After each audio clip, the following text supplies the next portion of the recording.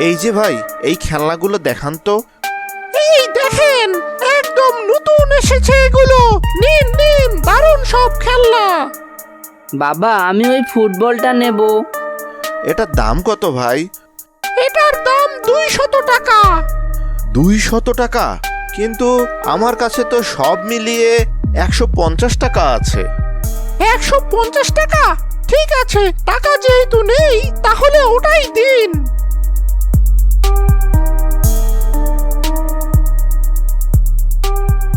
Football কিনে বিল্টু খুব খুশি।